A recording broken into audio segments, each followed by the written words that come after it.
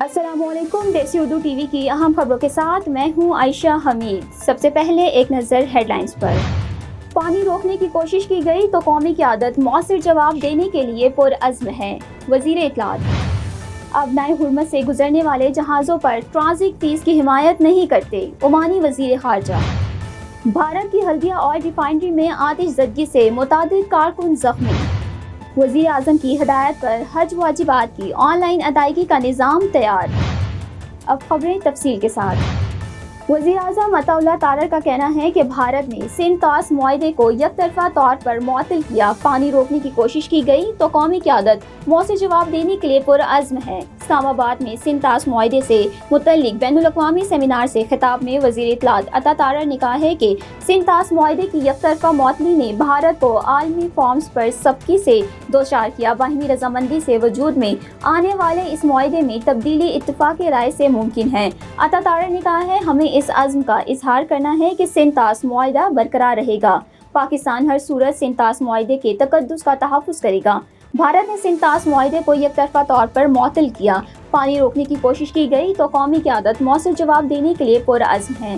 وزیر اطلاعات کے مطابق ہمیں پانی کو تنازع کے بجائے تعاون کا ذریعہ بنانا چاہیے۔ معاہدے کی پاسداری ہی قوموں کے درمیان اعتماد اور عالمی نظام کے استحکام کی بنیاد ہے۔ پانی کو بطور ہتھیار استعمال کرنا علاقائی اور عالمی امن کو نقصان پہنچانے کے مترادف ہے۔ عمانی وزیر خارجہ بدر ابو سعیدی نے اپنے بیان میں کہا ہے، اب نئے حرمت سے گزرنے والے جہازوں پر ٹرانزٹ فیس کی حمایت نہیں کرتے۔ عمانی وزیر خارجہ بدر ابو سعیدی نے کہا ہے، بحری ماحولیاتی اور نیویگیشن خدمات کے عوض فیس کی وصولی کے خلاف ہیں۔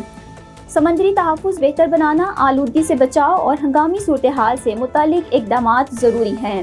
دوسری جانب لبنانی صدر جوزف عون کا کہنا ہے کہ سرحدوں کے تحفظ اور داخلی امن قرار رکھنے میں فوج کا کردار اہم ہے۔ اسرائیل کے ساتھ معاہدے کے بعد فوج کے سربراہ بات ہوئی۔ فوجی ادارہ سیاسی قیادت کے فیصلوں کا پابند ہے۔ Neurological care is a pressing healthcare challenge in Pakistan.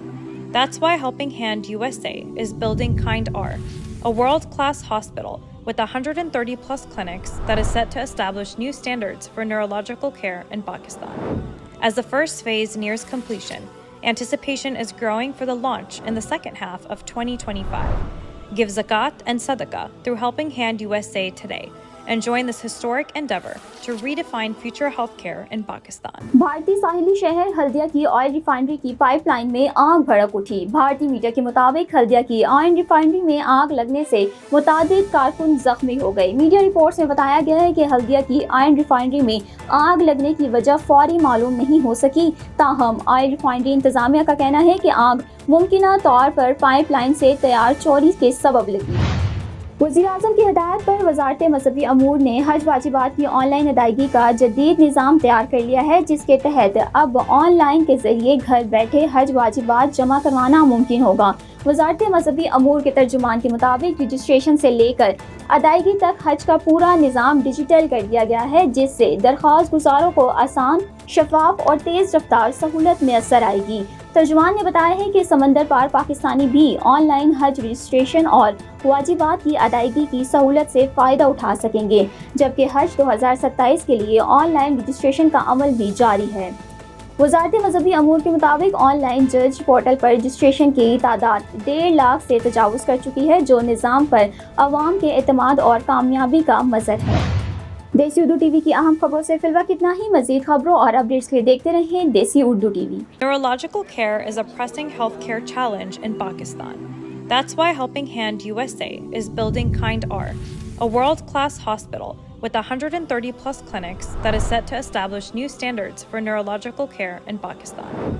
As the first phase nears completion, anticipation is growing for the launch in the second half of 2025. Give zakat and sadaqah through Helping Hand USA today and join this historic endeavor to redefine future healthcare in Pakistan.